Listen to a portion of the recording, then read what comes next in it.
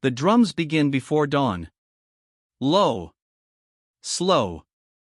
Heavy enough to shake dust from the walls of Zazzau. Torches flicker along the earthworks. Spears rise like a forest of iron. Somewhere beyond the gates, enemies gather, shadows pressing against the dark. And standing above it all, watching without fear, is a woman whose name will one day make entire kingdoms hesitate. Amina. But legends do not begin in thunder. They begin in childhood.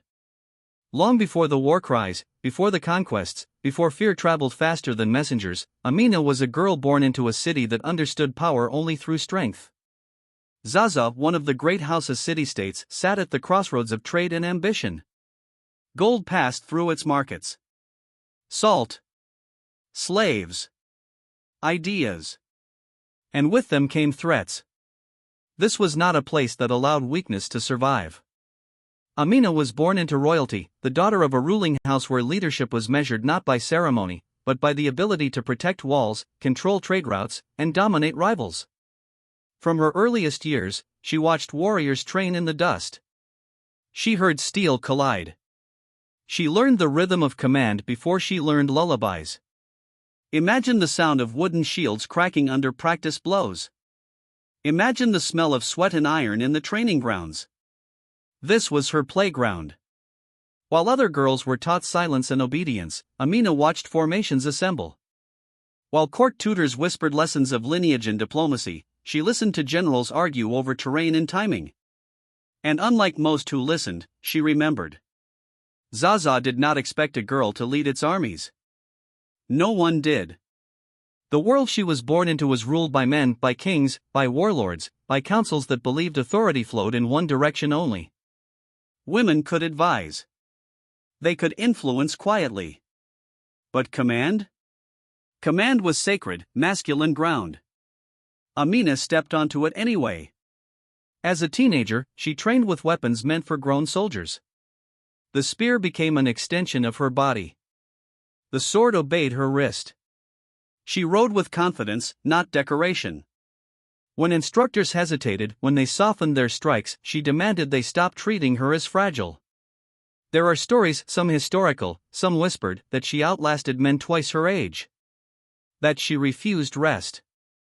That pain did not bend her will. Whether myth or truth, one thing is clear, she was relentless. Royal politics watched her closely. In palaces, ambition is dangerous. Every talent becomes a threat. As Amina's reputation grew, so did unease among the men who surrounded the throne. A woman who understood war was unsettling. A woman who excelled at it was intolerable. Yet Zazzau faced constant pressure. Rival states pushed borders. Trade routes demanded control. Tribute was extracted or lost at spear point. In such a world, ability mattered more than comfort. And Amina had ability. She began accompanying military expeditions, first as an observer, then as a commander in practice if not in title. She studied enemy behavior. She learned when armies broke and why. She saw that fear often mattered more than numbers. Few people were prepared for what followed. When she finally rose to power, resistance did not come from enemies alone. It came from her own people. From elders who doubted her. From nobles who feared her. From warriors who resented taking orders from a woman who did not flinch. Amina answered none of them with words. She answered with results. Under her leadership, Zazzau expanded. Borders moved outward like a slow, unstoppable tide. Cities fell not only because of force, but because of reputation. Her armies struck fast. They withdrew cleanly. They returned stronger. Walls that had stood for generations opened their gates rather than face her. Her strategy was simple and brutal: dominate the routes, control the wealth, break resistance early. She understood that conquest was not just about land, it was about memory. About ensuring enemies remembered defeat long after the battle ended. And they did. Soon, stories followed her name. That she slept among soldiers. That she took lovers only to kill them before dawn. That she could not be wounded. Some of these stories were lies. Some were exaggerations. All of them served a purpose. Fear traveled faster than her armies. Yet behind the legend was a human cost. To rule as a woman in war meant isolation. There was no softness permitted. No hesitation forgiven. Every weakness would be magnified. Every mistake blamed not on judgment, but on gender. Amina understood this better than anyone. So she became sharper, harder, more disciplined than those around her. If she was to be remembered, she would be remembered as unstoppable. And still, at night, when the fires burned low and the drums fell silent, one question lingered in the air of Zazzau.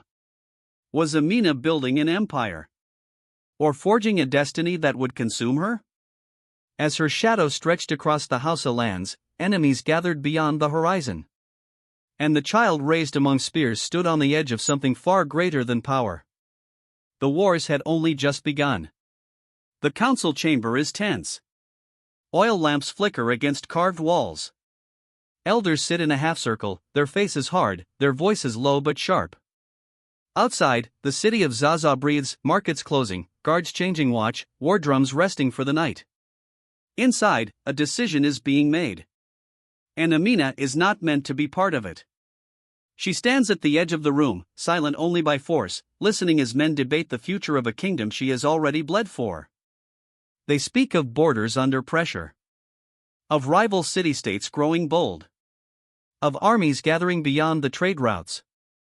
They speak as if she is not there. Few people were prepared for what followed. Amina steps forward. Not with anger. Not with hesitation. With certainty. Her voice cuts through the chamber, clear, controlled, impossible to ignore.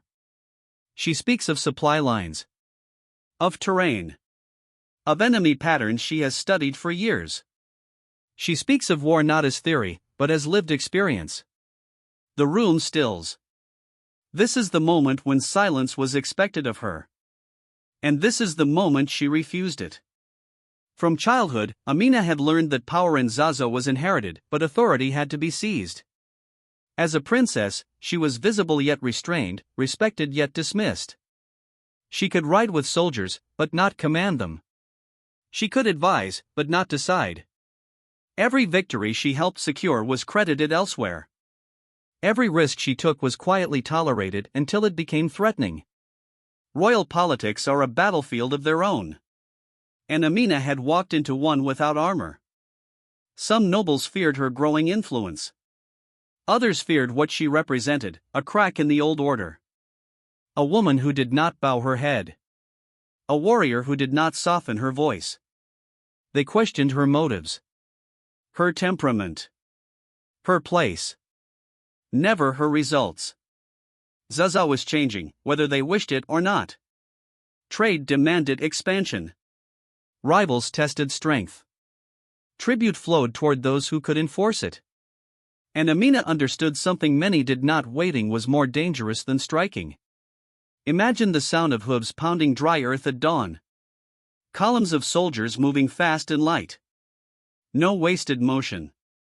No hesitation. These were her campaigns. Amina favored speed over spectacle. She struck before enemies fully prepared. She chose routes others ignored.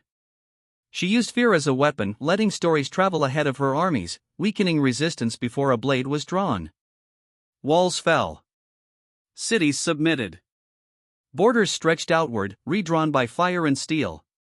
With each victory, her legend grew. And with it, resistance hardened at home. Whispers followed her through the palace corridors. That she was too ambitious. Too aggressive. Too unfeminine. That war had stripped her of softness, of restraint, of what a ruler's daughter was meant to be. The cost of her refusal to be silent was isolation. She stood apart even among allies. Trusted by soldiers, questioned by courtiers. Celebrated in victories, blamed in uncertainty. Where a man's failures were forgiven, hers were magnified. So Amina learned to give no one that chance. She trained harder. Planned deeper. led from the front where doubt could not reach her. She wore armor not just against enemies, but against expectation. In time, the question shifted. Not should Amina lead, but how long could anyone stop her? Her authority no longer came from title alone. It came from fear earned honestly on the battlefield. From loyalty forged under fire. From soldiers who had watched her stand unflinching as arrows fell. Some say she never married because marriage would have demanded compromise.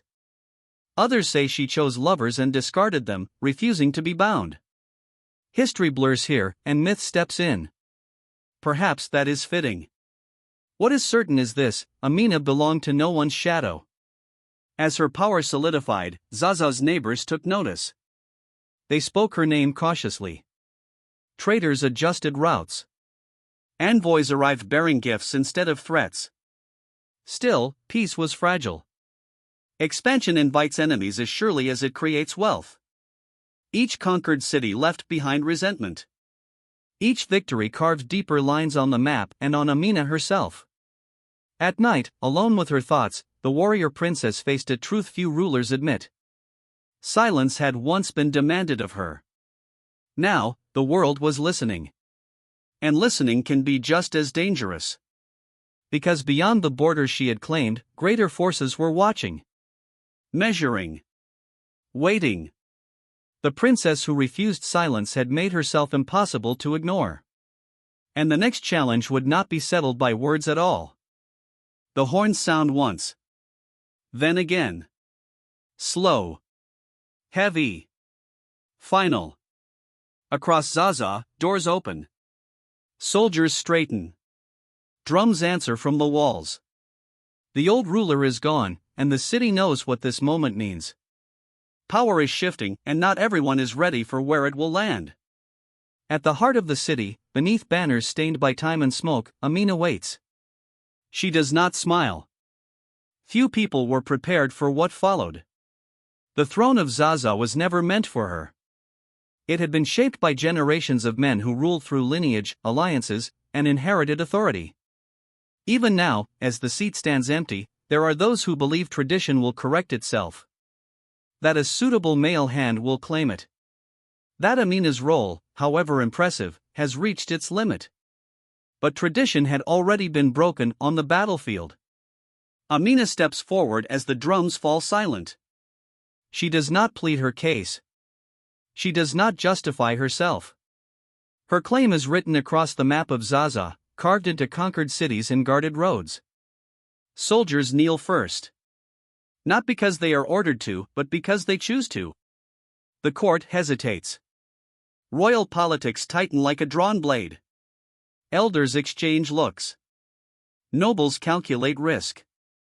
To deny her is to risk fracture. To crown her is to invite upheaval. Imagine the weight of that silence.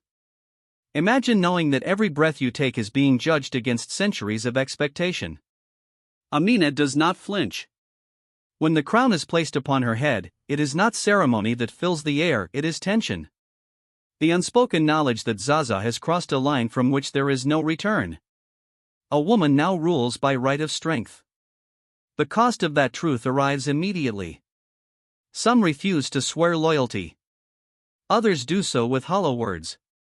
Messages travel fast beyond the walls, carrying the same disbelief: a queen? A warrior queen? Enemies sense opportunity. Amina senses war. She moves before resistance can gather. Her first acts are not speeches or celebrations, they are commands. Garrisons are reinforced. Scouts ride out. Tribute is demanded with precision, not cruelty. She understands that control is not held by fear alone, but by consistency. Still, fear has its place. Under her rule, Zazzau does not retreat. It expands. Campaigns are planned like storms, predictable in direction, devastating in force. Amina leads from the front, not for spectacle, but necessity. Doubt dissolves when soldiers see their queen in armor, sharing dust and danger. Her strategy is relentless. She targets choke points, trade arteries, places where resistance hurts most. Cities that submit early are spared destruction. Those that test her resolve are remembered for generations. Slowly, resistance shifts from defiance to calculation. Is it worth the cost? Stories spread faster than armies. That Amina never loses. That she cannot be surprised. That walls fall before her gaze. Truth blurs into myth, and myth becomes a weapon she wields without speaking. Yet inside the palace, the struggle continues. To rule as a woman means every decision is watched for weakness. Every mercy questioned. Every harsh order labeled unnatural. She cannot afford indulgence. She cannot afford hesitation. Loneliness becomes part of the crown. There are nights when the city sleeps and Amina stands alone, looking out across the land she now owns and defends. She knows what it took to reach this place. She knows what it will take to stay. Power demands payment. And it never accepts delay. Under her reign, Zazzau grows wealthy and feared. Tribute flows. Roads are secured. The city's name carries weight in distant courts. Where once Zazzau reacted to threats, now it creates them. Still, greatness invites challenge. Beyond her expanding borders, rival rulers watch carefully. Some prepare alliances. Others sharpen blades. They test her through proxies, through raids, through whispers meant to fracture loyalty. Amina welcomes none of it, but she expects all of it. Because a throne taken by force must be held by force. And as her legend hardens, so does the question hanging over the region like a gathering storm. How far will the warrior queen go? As the drums of Zazzau echo into the night, Amina sits upon her throne crowned, feared, unyielding. And somewhere beyond the horizon, the next war is already forming. The earth trembles before the sun rises. Thousands of feet press into dry ground. Spears tilt forward as one. War drums beat a steady pulse, echoing across the plains beyond Zazzau. Dust hangs in the air like a warning. At the front of the formation rides Amina. Armor catches the first light of morning. Her face is calm. Unreadable. This is not her first war, but it may be the one that changes everything. Few people were prepared for what followed. Once crowned, Amina does not pause to secure comfort. She secures dominance. She understands that a throne taken must be defended not once, but constantly. Every neighboring state is watching, waiting for weakness. She gives them none. Her campaigns unfold with ruthless clarity. Zazzau's armies move faster than expected, striking where resistance is weakest and retreating before retaliation can form. Amina avoids prolonged sieges when possible. She prefers movement, pressure, uncertainty. Warfare, to her, is not chaos. It is control. Imagine the sound of war horns cutting through dawn fog. Imagine defenders peering from city walls, realizing too late that no relief is coming. Under Amina's command, battles are decided before swords cross. She studies terrain obsessively. Rivers become weapons. Hills become traps. Supply lines are severed with precision. Enemy morale collapses long before their formations do. Victory follows victory. The map begins to change. Trade routes that once bypassed Zazzau now flow through it. Cities that once stood independent pay tribute. Borders stretch outward, drawn not by ink, but by fire and fear. And everywhere her armies go, her name arrives first. Some call her a conqueror. Others a demon. Some whisper that she cannot be defeated, that her victories are guided by spirits older than the land itself. History offers no proof, but it records the result. Resistance weakens. Yet within Zazzau, the cost of her wars is debated in quiet corners. Grain must be stored. Soldiers lost must be replaced. The treasury strains under constant movement. Critics grow bolder. They speak of exhaustion. Of overreach. Of a queen driven too far by ambition. And always, beneath their words, the same accusation: this is what happens when a woman rules through war. Amina hears them. She does not answer. Instead, she rides again. Her leadership on the battlefield silences doubt where words cannot. She shares danger with her soldiers. Sleeps where they sleep. Bleeds when they bleed. Loyalty deepens not through fear, but through trust earned in the dust. Still, the cost accumulates. Each campaign hardens her further. Each victory distances her from the life she might have lived. There is no room now for softness, no space for hesitation. The crown allows no rest. And still, the wars continue. One campaign stands apart, remembered not for its size, but its consequence. A powerful rival state refuses submission, confident in its walls and alliances. Amina does not rush. She studies. She waits.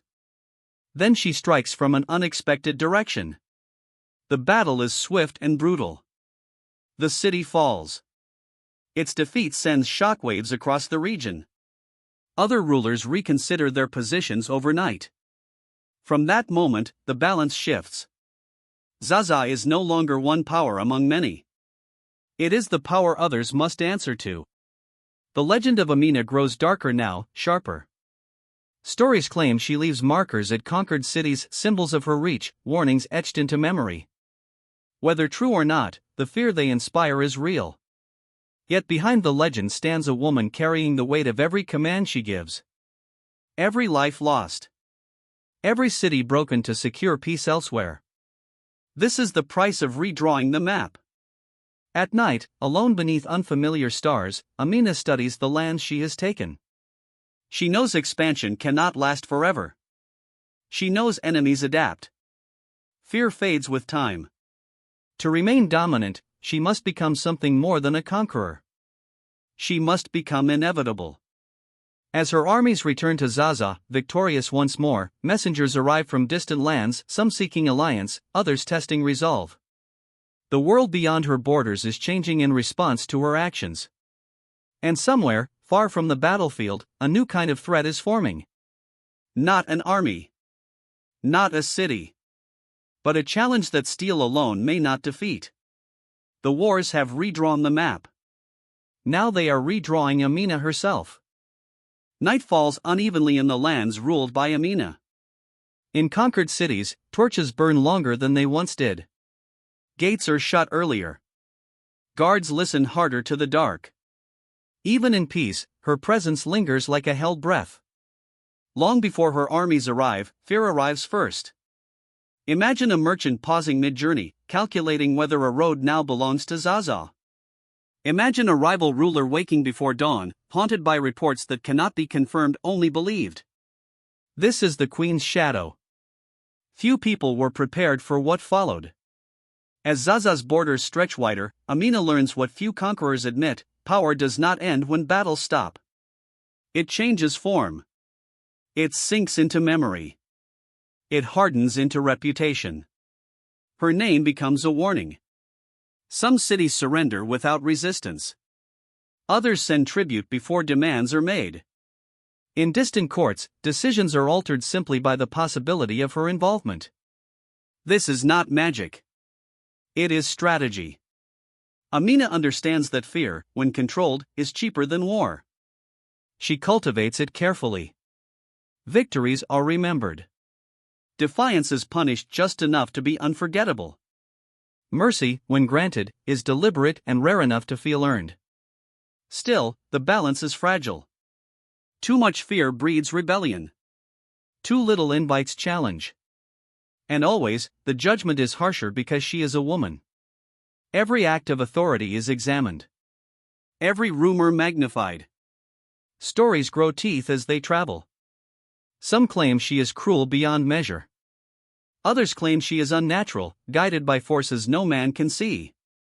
Myth and history twist together. Perhaps that suits her. Inside Zazzau, the palace is quieter than it once was. Nobles lower their voices when she passes. Advisors choose their words carefully. Loyalty exists, but it is layered with caution. Power isolates. Amina feels it most in moments of stillness. When war drums are silent. When maps are rolled away. When the city sleeps and only the crown remains awake. She has everything she fought for. And little of what she sacrificed. The cost of ruling as a woman in war is not just blood. It is distance. She cannot afford familiarity. She cannot afford weakness disguised as kindness. A mistake would not be hers alone, it would be used as proof that she never should have ruled at all.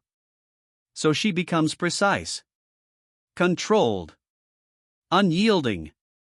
Her leadership tightens. Orders are clear. Punishments swift. Rewards measured. The machinery of her empire runs smoothly because it must. But beyond the walls, resentment grows quietly. Some conquered leaders smile and bow, waiting. Some send sons and daughters as hostages, learning the rhythms of her court while memorizing its weaknesses. Others turn to prayer, or prophecy, or desperation. Fear holds them, for now. Amina knows this. She studies reports as carefully as she once studied battlefields. She looks for patterns. For hesitation. For cracks forming beneath obedience. She knows the danger of believing one's own legend. No ruler survives their shadow if they stop watching it. There are whispers even within her army. Soldiers who wonder how long the wars will last. Officers who fear what happens when expansion slows. They respect her deeply, but respect does not erase exhaustion. Amina rides among them when she can. She reminds them who they are. What they have built together. Her presence steadies the ranks, even as it deepens the myth. Some say she never smiles. Others claim they have seen it briefly, before battle, when the outcome is already decided. History will not agree. What it will remember is this: under Amina, Zazzau becomes more than a kingdom. It becomes an idea. That strength does not ask permission. That authority is earned, not granted. Yet ideas provoke opposition. Beyond her shadow, new threats begin to take shape. Not sudden invasions, but slow movements. Alliances forming quietly. Rivals learning from her methods. Adapting. Fear, after all, teaches as much as it frightens. As Amina stands on the palace walls one evening, watching the sun sink over lands she has claimed, she knows the truth no legend can hide. Power must evolve or be consumed. The shadow she has cast is vast. But even shadows change when the light shifts. And somewhere beyond her sight, the next test is already moving closer. The battlefield is quiet now. Broken shields lie half buried in the dirt. The smoke has thinned, drifting away with the evening wind. Bodies are carried from the field, some honored, some forgotten. Victory belongs to Zazzau once more. And yet, Amina does not celebrate. She stands alone, her sword resting against her shoulder, eyes fixed on the horizon. This silence is heavier than war drums. It carries questions no triumph can answer. Few people were prepared for what victory would cost her. Ruling by the sword brings clarity. Enemies are visible. Decisions are sharp. Outcomes are immediate. But time changes the nature of power. What once secured obedience now demands maintenance. Expansion has stretched Zazzau wide. Too wide to watch with a single gaze.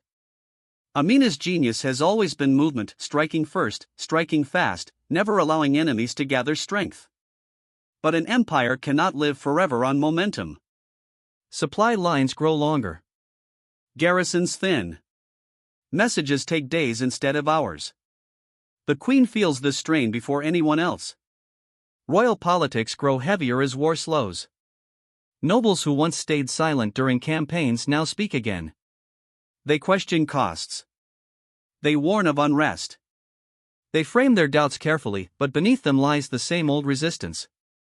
A woman should not rule this way forever. They never say it directly. They do not have to. Amina answers with discipline, not argument. She tightens command. She demands loyalty. She removes those who hesitate. Each decision keeps the kingdom stable, but each one deepens the distance between ruler and ruled. The cost of ruling as a woman in war is patience without softness. There is no room to be tired. The legend surrounding her has grown so large it no longer belongs to her alone. Soldiers expect invincibility. Enemies expect brutality. Allies expect certainty. She is allowed none of the doubt she carries. Imagine the sound of war drums echoing in her memory even on nights when the city sleeps. Imagine knowing that peace, when it comes, will feel like weakness to those who fear you. Amina knows this danger well. She has seen what happens when warriors grow restless. When generals crave action. When fear fades into familiarity. A queen built on conquest must find new ways to rule or be challenged by her own creation. So she adapts. She fortifies cities. Strengthens borders instead of pushing them. She demands order, not expansion. To some, it looks like restraint. To others, hesitation. Whispers begin again. They say the wars have aged her. That the crown weighs heavier now. That the queen who once moved like a storm has slowed. Her enemies listen carefully. The human cost of her reign becomes harder to ignore. Families mourn sons lost in distant campaigns. Markets strain under the demands of empire. Even loyalty begins to ask questions. Amina does not dismiss this suffering. She carries it. Every decision cuts both ways. Every command protects the future by sacrificing the present. This is the truth of ruling by the sword, it always demands more than it gives. Still, she stands firm. Because stepping back would mean something worse than exhaustion. It would mean doubt. And doubt is fatal. She trains relentlessly, even now. Rides patrols herself. Walks among soldiers not as legend, but as commander. Her presence steadies them, even as it reveals the toll of years spent in armor. Some nights, she removes her crown and stares at it in silence. Not with regret, but with understanding. Power is not a prize. It is a burden that never lightens.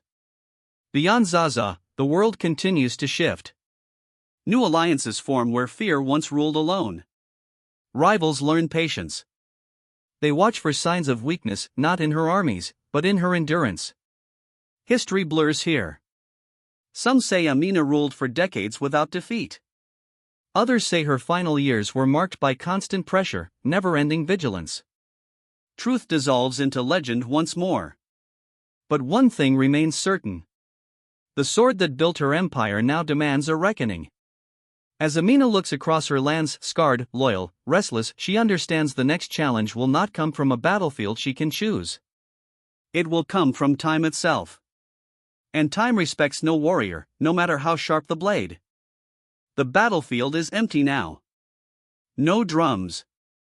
No banners. Only wind moving through tall grass where armies once stood.